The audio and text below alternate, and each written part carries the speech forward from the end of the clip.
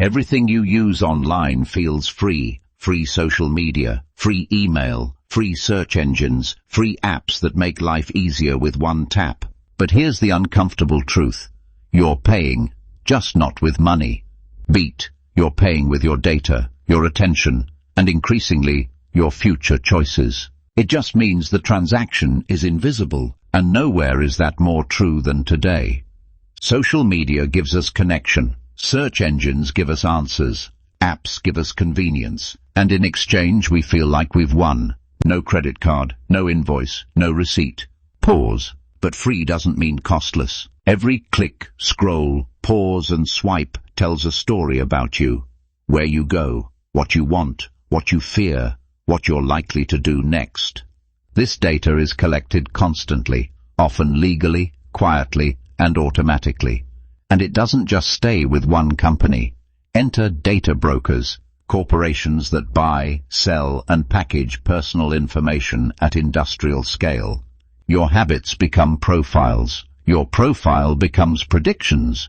And those predictions influence the ads you see, the prices you're offered, the loans you're approved for, the opportunities you never even know existed. You didn't sell this data directly, but it was sold on your behalf. Data is valuable, but attention is priceless. Platforms don't compete for your happiness. They compete for your time.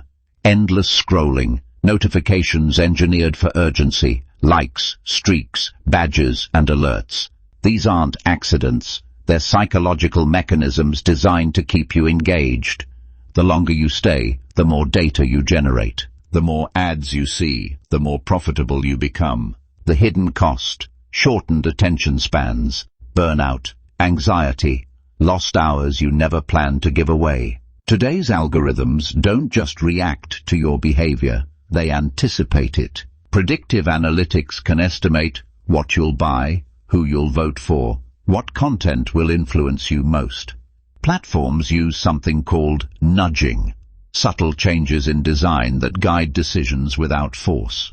A recommendation becomes a suggestion becomes a habit becomes identity. Over time, free services don't just respond to your choices, they shape them. The solution isn't quitting the internet, it's using it consciously. Practical steps. Audit privacy settings. Limit unnecessary permissions. Use privacy-focused alternatives and ad blockers. Set boundaries on screen time and notifications. But the bigger shift is mental. Start asking, what am I paying for this convenience? Because in 2026 and beyond, the most valuable asset won't be money. It will be agency, the ability to choose freely in a system designed to choose for you. Nothing online is truly free. The question isn't whether you're paying, it's whether you're aware of the price.